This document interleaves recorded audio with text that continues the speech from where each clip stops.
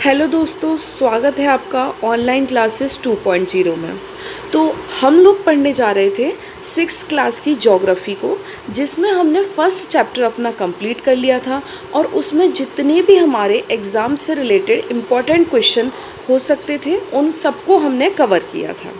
और अब आज हम स्टार्ट करेंगे सेकंड चैप्टर को, और इसमें जितने भी एग्ज़ाम से रिलेटेड इम्पॉर्टेंट क्वेश्चंस होंगे हम उन सबको कवर कर लेंगे। अगर आपको मेरे वीडियो पसंद आ रहे हो तो प्लीज़ इसे लाइक करें, शेयर करें एंड सब्सक्राइब करें। और हाँ, अगर आपको वीडियो से रिलेटेड कोई भी क्वेश्चन पूछना है तो वो आप हमें हमारे कमेंट बॉक्स में पूछ सकते हैं। तो स्टार्ट करते हैं हम सेकंड चैप्टर को, जिसका नाम है ग्लोब, अक्षांश एवं देशांतर। ठीक है, इसके अंदर हमको पढ़ना है कि ग्लोब कैसा होता है, क्या होता है, क्या हमारी अक्षांश होती हैं, क्या हमारे देशांतर होते हैं। पहले तो फर्स्ट पैरा में ये बता रखा है कि हमने पहले अध्याय में पूरा क्या पढ़ा था कि क्या हमारा कौन से हमारे प्लेनेट होते हैं, मतलब कौन से हमारे ग्रह होते हैं, क्या हमारा तारे की प्रॉपर्टी होती है, क्या हमारे ग्रहों की प्रॉपर्टी होती है, ये सब हम देख चुके हैं। तथा हमने ये भी देखा था कि जो पृथ्वी है हमारी वो एकदम से कैसी नहीं है, गोल नहीं है, वो ध्रुवों से क्या है, चपटी हुई है। और इसमें भी बताया कि वो गोलाकार नहीं है और वो ध्रुवों से चपटी हुई है। कौन से ध्रुव? यहाँ पे जो होता है हमारा, उसको हम कहते हैं उत्तर ध्रुव, मतलब कि नॉर्थ पोल बोलते हैं, उसको हम बोलते हैं नॉर्थ पोल। जबकि हमारा जो दक्षिण में ध्रुव होता है उसको हम बोलते हैं साउथ पोल। ठीक है, हाँ। तो पहली बात तो याद रखनी है हमें कि हमारी पृथ्वी एकदम गोलाकार नहीं है। दूसरी चीज़ कि वो ध्रुवों से हल्की सी कैसी है, चपटी हुई है। और साथ ही साथ हमें क्या देखने को मिलता है, वहाँ पे हमें उसके ऊपर उत्तरी ध्रुव और नीचे दक्षिणी ध्रुव देखने को मिलता है, जिसको हम नॉर्थ पोल और साउथ पोल कहते हैं। अब इसमें दे रखा है कि आपको पृथ्वी और ग्लोब, जो मतलब पृथ्वी पे जो हमारा ग्लोब दिखाया गया है ना, हाँ, वो किस प्रकार दिखाया गया है। तो किस प्रकार से हमें दिखाया गया है, देखो, जो बड़े ग्लोब हैं वो आसानी से एक स्थान से दूसरे स्थान नहीं ले जा सकते। तो हमने क्या किया है कि छोटे ग्लोब बनाए हैं, और वो छोटे ग्लोब कैसे हैं, जैसे हमारे गुब्बारे जैसे हैं, है ना, जैसे हम गुब्बारे में हवा भर दें, और उस तरीके का एक छोटा हमने ग्लोब बनाया है। अब इसमें क्या बता रखा है, ग्लोब हैं, हाँ, वो हमारे विभिन्न प्रकार के हो सकते हैं। वो हमारे बड़े ग्लोब भी हो सकते हैं, छोटे ग्लोब भी हो सकते हैं, और ऐसे होते सकते हैं जो हमें आसानी से हम जिन्हें एक स्थान से दूसरे स्थान पर ले जा सके। ठीक है ना, हाँ। और साथ ही साथ हमें इसे घुमा भी सके। और इसमें ग्लोबों का यूज़ क्या है, देखो, हमें महत्व जानना है। ग्लोब का महत्व क्या है, तो यहाँ पे क्लियर दे रखा है कि ग्लोब का महत्व है, ग्लोब पर देशों, महाद्वीपों तथा महासागरों को उनको सही आकार में दिखाया जाता है। मतलब कि जो हमारे ग्लोब पर देश हैं, कंट्रीज़ हैं, महाद्वीप हैं, जो हमारे कॉन्टिनेंट्स हैं, और जो हमारे महासागर हैं, ठीक है ना, हाँ, ओशियंस हैं, जिन्हें हम ओशियंस बोलते हैं, उनको उनकी सही स्थिति में और सही आकार में दर्शाया जा सकता है। मतलब कि ग्लोब जैसी चीज़ को, मतलब बड़ी चीज़ को हम क्या कर सकते हैं, एक छोटे पैमाने पर हम इस चीज़ को देख सकते हैं, सही आकार में, सही स्थिति में। तो यही हमारा ग्लोब में दर्शाया जाता है। अब देखो, इसमें क्या बता रखा है, पृथ्वी के समान किसी गोले पर किसी बिंदु की स्थिति का वर्णन करना कठिन है। तो अपन को क्या पता है कि पृथ्वी देखो कितनी बड़ी है, ठीक है, हाँ। तो छोटे से गोले पर हम क्या करते हैं, पूरी पृथ्वी की एक इमेज बना देते हैं। हम लोग एक उसके समान आकृति को बनाते हैं और उससे हम क्या करते हैं, समझने की कोशिश करते हैं। तो ग्लोब हमारा ऐसी चीज़ है जिसके थ्रू हम क्या कर रहे हैं, अपने पूरी पृथ्वी के बारे में, कि उसमें देश कहाँ हैं, उसमें हमारे कॉन्टिनेंट्स कहाँ हैं, उसमें हमारे ओशियंस कहाँ हैं, सबकी स्थिति और सही प्रारूप उसका देखते हैं। देखो, अब इसे हमें क्या दिखाया गया है, पहली चीज़ इसमें हमें ग्लोब दिखाया गया है। तो हम एक ग्लोब से एक नज़र देख लेते हैं कि ग्लोब हमारा कैसा होता है। तो सबसे पहली चीज़ तो जो हमारा ये ग्लोब है ना, हाँ, उसमें हमें क्या देखा गया है कि पहली चीज़ तो वो जो हमारे ध्रुव होते हैं। तो देखो, इसमें ये जो है हमारा, ये ध्रुव होते हैं, ये ध्रुव होते हैं। ये ध्रुव क्या है, चपटे हुए हैं, कि हमारी पृथ्वी एकदम गोल नहीं है, ये ध्रुव कैसे हमारे चपटे हुए हैं। एक ध्रुव को हम कह देते हैं नॉर्थ पोल, मतलब कि हम इसको कह देते हैं उत्तरी ध्रुव, तथा दूसरे छोर को हम कह देते हैं दक्षिणी ध्रुव, जिसको हम कह देते हैं साउथ पोल। ठीक है, हाँ। अब आपको यहाँ पे देखने को मिल रहा होगा कि यहाँ पर जो हमारी पृथ्वी है वो हमारी क्या है, थोड़ी सी झुकी हुई है। तो याद रखना, ये जो हमारी पृथ्वी है ये झुकी हुई है अपने अक्ष पर, और ये अक्ष को दर्शाने के लिए हमने क्या यूज़ की है, ये जो हमारी ये यहाँ पर जो सुइयाँ हैं ना जो यूज़ कर रही हैं, ये इसका अक्ष को शो कर रही हैं। तो ये इसका क्या है, अक्ष है। और इस अक्ष पर हमारी पृथ्वी कैसी है, हल्की सी झुकी हुई है, हल्की सी टिल्ट, मतलब बहुत हल्का सा इसमें झुकाव है। इसमें बता रखा है कि सुई ग्लोब में झुकी हुई अवस्था में स्थित होती है, जिसे हम क्या कहते हैं, अक्ष कहा जाता है। तो अभी हमने बात कर ली कि सुई क्या है, जिस पर हमारी पृथ्वी अक्ष है, ठीक है, जिस पर हमारी पृथ्वी क्या है, हल्की सी झुकी हुई है। ग्लोब पर वे दो बिंदु, अभी हमने दो बिंदु देखे जिनसे होकर सुई गुजरती है। तो सुई जहाँ से गुजर रही थी उसे हमने उत्तर तथा दक्षिणी ध्रुव कह दिया, नॉर्थ पोल, और हमने उसको साउथ पोल कह दिया। ग्लोब को इस सुई के चारों ओर पृथ्वी की भांति पश्चिम से पूर्व की ओर घुमाया जा सकता है।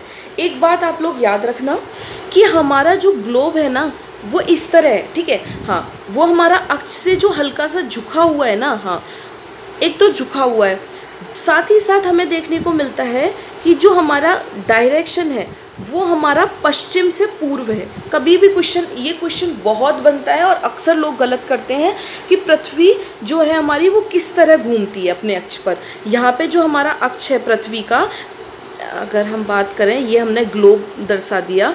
अब हमारा जो पृथ्वी अपने अक्ष पर घूमती है, ठीक है, हाँ, जिसको हम घूर्णन की गति कहते हैं, उस पर जब घूमती है तो वो किस तरह घूमती है, तो याद रखिए वो किस तरह घूमती है, पश्चिम से पूर्व की ओर घूमती है। और ग्लोब पर भी हम उसे पश्चिम से पूर्व की ओर घुमाया जा सकता है। इन दोनों में देखते हैं कि हमें एक अंतर दिखाई देता है, ठीक है, वो अंतर हमें क्या दिखाई देता है कि वास्तव में ऐसी कोई सुई नहीं होती। देखो इसमें हमें सुई दर्शाई गई है, किसके लिए, अक्ष को शो करने के लिए, लेकिन रियल लाइफ में ऐसी कोई भी सुई नहीं है। जैसे अभी हम अक्षांश और देशांतर पढ़ेंगे, वो एक इमेजिनरी लाइन है, ठीक है, हाँ, वो काल्पनिक रेखाएं आप कहीं भी पढ़ेंगे, वो काल्पनिक रेखाएं, ऐसी कोई भी रेखाएं हमारी पृथ्वी पर नहीं है, लेकिन उसके बेसिस पे हमने डिस्ट्रीब्यूशन किया हुआ है, वितरण किया हुआ है ग्लोब पर, है ना। इसी तरह हमने अक्ष का भी विवरण दिया हुआ है, लेकिन इस तरह की कोई भी हमें अक्ष या सुई अपने पृथ्वी पर देखने को नहीं मिलती है। लेकिन हमारी जो पृथ्वी है वो पश्चिम से पूर्व की ओर घूमती है। अब इसमें लाइन में भी यही दे रखा है कि हमें यहाँ पर कई काल्पनिक रेखाएं भी दिखती हैं, अन्य काल्पनिक रेखाएं जो ग्लोब को दो बराबर भागों में बांटती है। अब वो हम काल्पनिक रेखाएं देख लेते हैं। अब देखो हमने कहा सबसे पहले कौन सी है, विषुवत वृत्त कहा जाता है। क्या कहा जाता है, विषुवत वृत्त, जिसको हम क्या कहते हैं, साथ ही साथ इक्वेटर भी कहते हैं। देखो हमारा ये जो गोला है ना, ये जो हमारा पृथ्वी है ना, हाँ, इसको बीच से एक लाइन है जो काट रही है, बिल्कुल बीच से, और इसी को हम विषुवत वृत्त कहते हैं। याद रखिएगा वृत्त क्यों कह रहे हैं, क्योंकि इसने दो हाफ गोले में इसे काट दिया है, दो अलग अलग गोले में इसे काट दिया है, ठीक है। तो इसलिए हमने क्या बोल दिया, विषुवत वृत्त बोल दिया। मतलब इसको, ये हमारा क्या हो गया, इक्वेटर लाइन हो गई। और इससे जो हमारा ऊपर वाला होगा वो हमारा उत्तरी गोलार्ध कहलाया जाएगा, मतलब नॉर्थ सर्कल बोला जाएगा। और जो हमारा दक्षिण में होगा, जो नीचे की साइड होगा, इसे हम दक्षिणी गोलार्ध कहते हैं। और दक्षिणी गोलार्ध मतलब साउथ सर्कल कहते हैं। तो यहाँ पे हमें यही बताया गया है कि पृथ्वी के उत्तर में स्थित आगे के भाग को हमें क्या बोल दिया है, उत्तरी गोलार्ध बोल दिया है। और दक्षिण वाले आधे भाग को हमने इसको क्या बोल दिया है, दक्षिणी गोलार्ध बोल दिया है। गोलार्ध क्यों बोल दिया है, क्योंकि ये हमारा क्या है, आधा भाग है, ठीक है ना। तो इसको हमने क्या शो कर दिया है, गोलार्ध के रूप में। उत्तरी गोलार्ध दो भागों में हमने पृथ्वी को काट दिया। इस पूरे गोले में हमने इसको दो भागों में काट दिया, एक उत्तरी गोलार्ध, दूसरा दक्षिणी गोलार्ध। ये दोनों बराबर के आधे भाग होते हैं, ये हमने कहा, जिसको हम किसके द्वारा काटते हैं, इक्वेटर लाइन के द्वारा, विषुवत वृत्त के द्वारा। विषुवत वृत्त पृथ्वी पर एक काल्पनिक वृत्त मानी जाती है। तो मैंने आपको कहा जितनी भी पृथ्वी पर रेखाएं हैं या अक्ष की बात कर रही हूँ, ये सब काल्पनिक है, लेकिन इसके बेसिस पे हमने इनको बांट रखा है। फिर इसकी काल्पनिक रेखाएं हमने क्यों दे रखी है, इनकी ज़रूरत क्या है? तो देखो, इसकी जो हमें ज़रूरत है ना, हाँ, वो हमें स्थानों की स्थिति बताने का सबसे महत्वपूर्ण बिंदु देती है। मतलब हमें किसी भी स्थान का स्थिति बतानी है तो उसके बेसिस पे यहाँ पे एक महत्वपूर्ण बिंदु देती है। वो हम आगे पढ़ेंगे कैसे देती है, ठीक है ना। अब देखिए, आगे दे रखा है कि अक्षांश क्या होते हैं। अब इसमें हमें बता रखा है कि अक्षांश क्या होते हैं। तो देखो, अक्षांश होते हैं कि जो हमारे गोलार्ध को, हमारे गोले को जो इस तरह काटते हैं, ठीक है, ये हमारे क्या शो कर रखे हैं, अक्षांश शो कर रखे हैं, ठीक है, जिसको हम इंग्लिश में क्या बोलते हैं, लैटिट्यूड्स कहते हैं। जो हम हमेशा याद रखिएगा, समांतर रेखाएं होती हैं, इन दोनों के बीच में समांतर डिफरेंस होगा, ठीक है। हाँ, ये एक दूसरे से पैरेलल लाइंस होती हैं, इनको हम पैरेलल लाइंस भी कहते हैं। एक दूसरे के पैरेलल होती हैं, पैरेलल लाइंस होती हैं और लेटी हुई होती हैं, है ना, इस तरह। इसी को हम क्या कह देते हैं, अक्षांश कह देते हैं। ओके, तो अब ये क्या करती हैं, पूरे जो हमारा गोला है उसको समांतर रेखाओं में काटती हैं और इसी को हमने नाम दे दिया है अक्षांश। अब देखिए, जो हमने इक्वेटर की बात करी थी ना, जो हमने कहा था कि गोले को बिल्कुल बीच से काटती है, हालांकि ये मेरा गोला बिल्कुल बीच से नहीं कटा है, लेकिन एक मैंने रफ ड्रॉ करके दिखा दिया है। तो जो बीच से काटती है, जिसको हमने इक्वेटर लाइन बोला है, वो इक्वेटर लाइन हमारी मानी जाती है 0 डिग्री। कौन सी मानी जाती है, 0 डिग्री। तो यहाँ पे हमें यही बताया गया है कि विषुववृत्त जो हमारी इक्वेटर लाइन है वो 0 अंश अक्षांश को दर्शाती है। तो वो किसको दर्शाती है, हमारे 0 डिग्री की। तो याद रखिए, इक्वेटर लाइन कैसी है हमारी, पहली बात तो वो हमारे पृथ्वी के 2 भागों में बांटती है और साथ ही साथ वो 0 डिग्री पर है। अब देखिए, चूंकि विषुवत वृत्त से दोनों तरफ ध्रुवों के बीच की दूरी पृथ्वी के चारों ओर के वृत्त का 1/4 भाग है। मतलब क्या बोला है, ये हमने यहाँ पे जो ये पूरा गोला है इसको हमने 360 डिग्री को शो कर रखा है।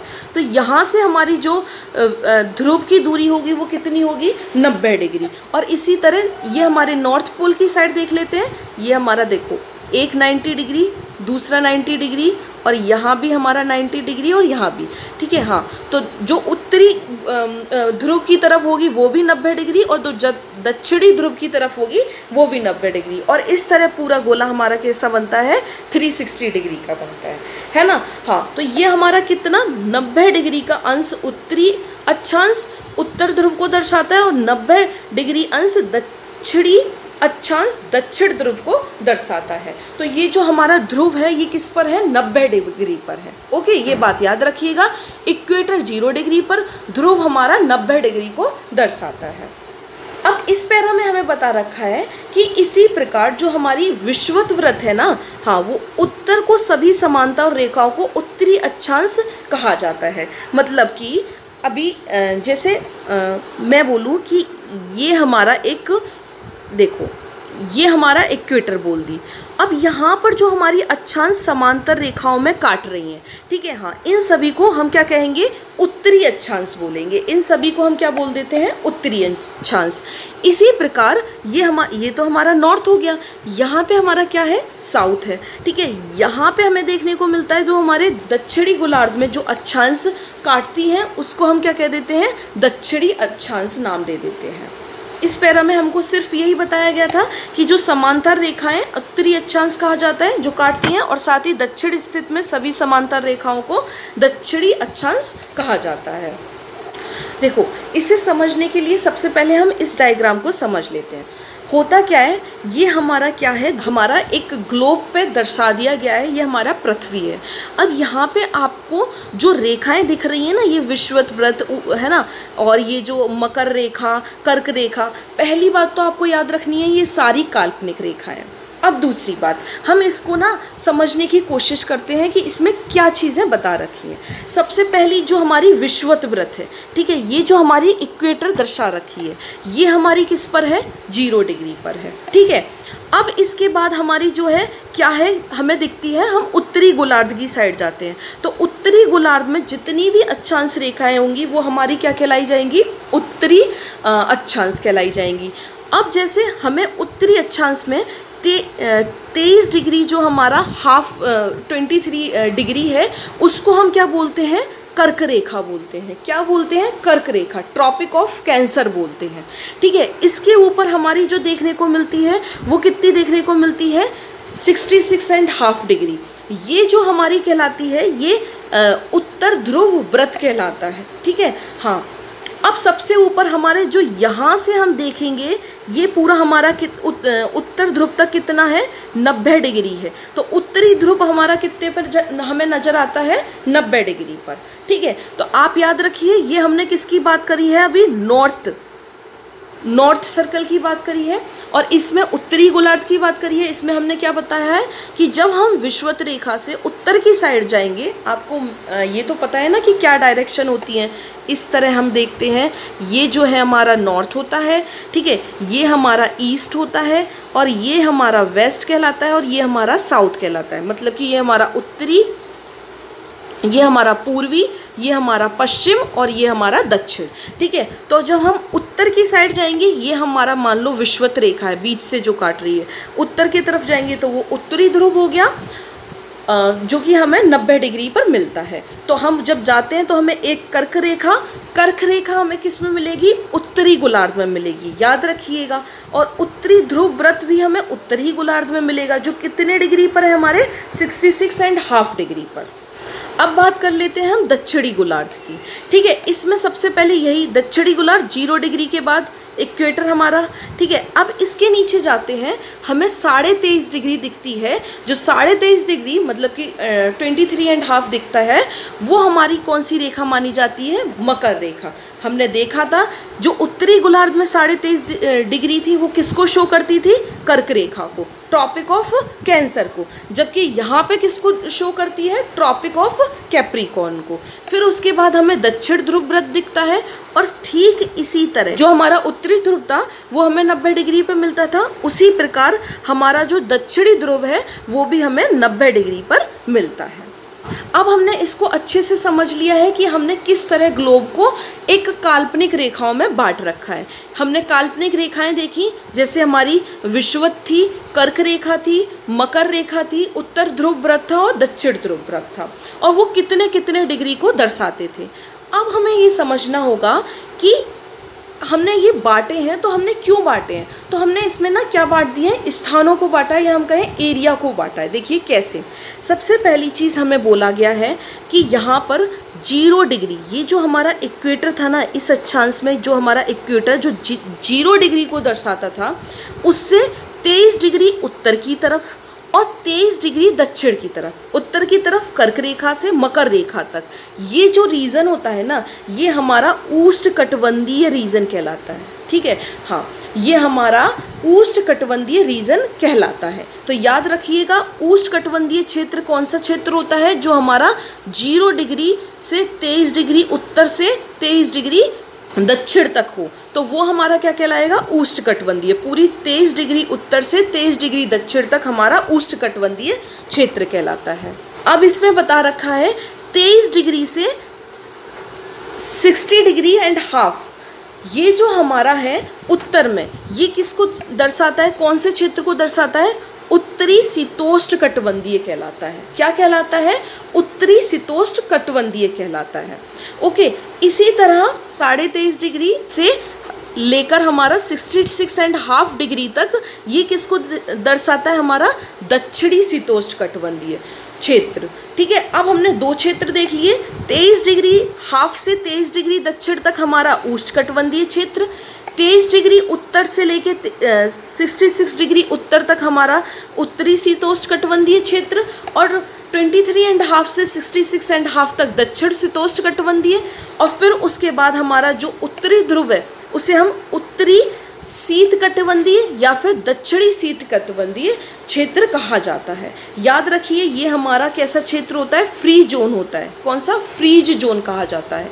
ये हमारा ट्रॉपिकल रीजन बोला जाता है, ये हमारा बोला जाता है टेम्परेट जोन। कौन सा जोन? टेम्परेट जोन, जो हमारा 23 डिग्री से 66 उत्तरी और दक्षिणी, इसको हम क्या बोलेंगे? Temperate zone. और जो हमारा ध्रुव वाला रीजन होता है, जिसको हम दक्षिणी और उत्तरी शीतकटिबंधीय कहते हैं, उसको हम फ्रीज जोन बोलते हैं।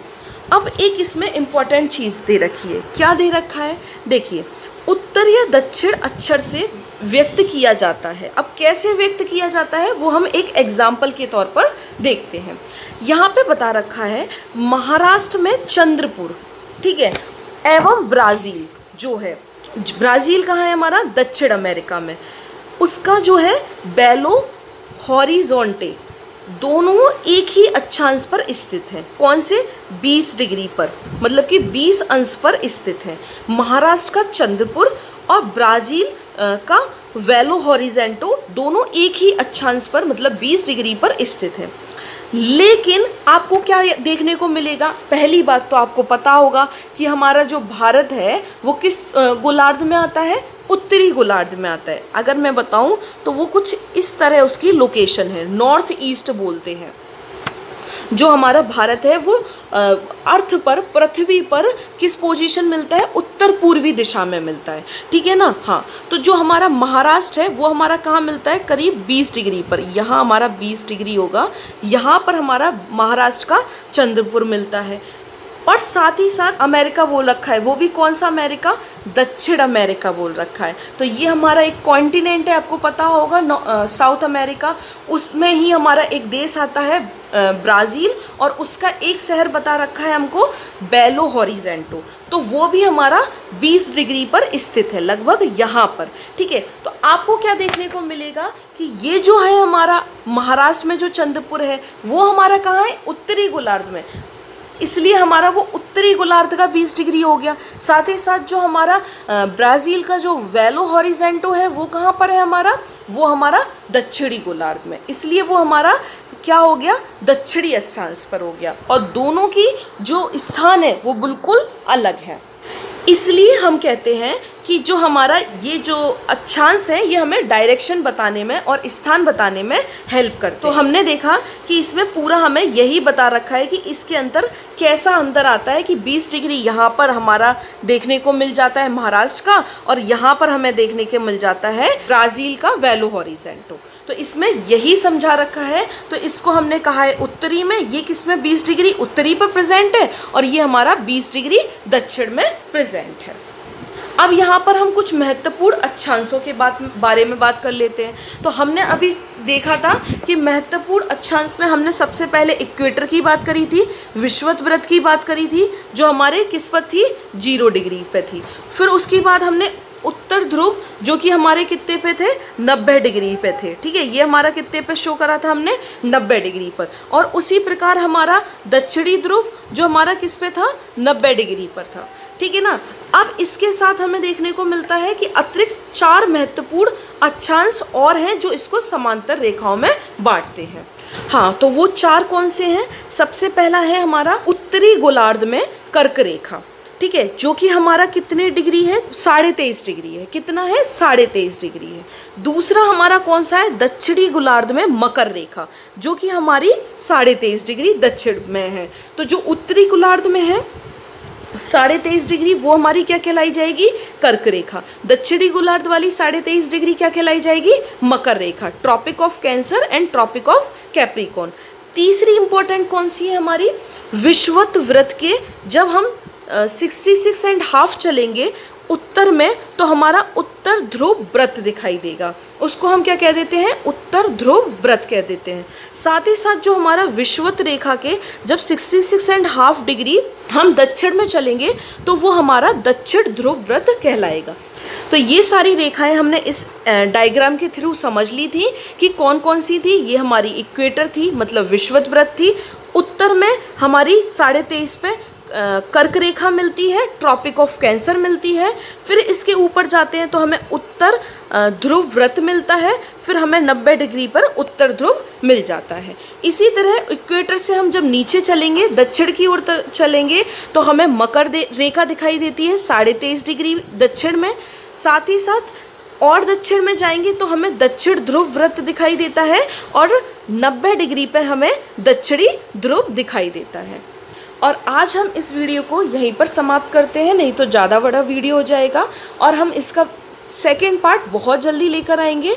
अगर आपको मेरा ये वीडियो पसंद आए तो प्लीज़ लाइक करें और शेयर भी करें। और हाँ, अगर अभी तक आपने हमारे चैनल को सब्सक्राइब ना कर रखा हो तो सब्सक्राइब भी करें।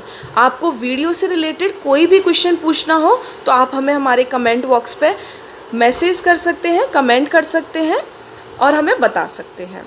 Okay, thank you.